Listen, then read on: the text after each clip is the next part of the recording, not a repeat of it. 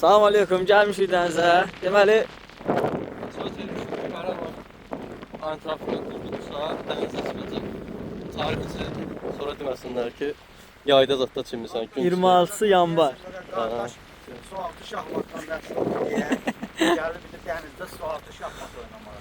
Oy bir də. İlmar, İlmar.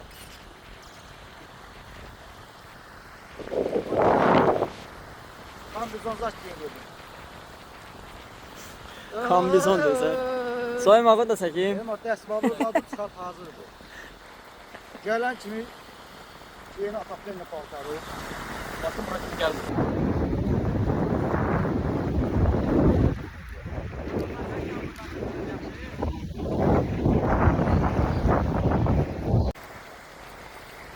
Görürsün necə.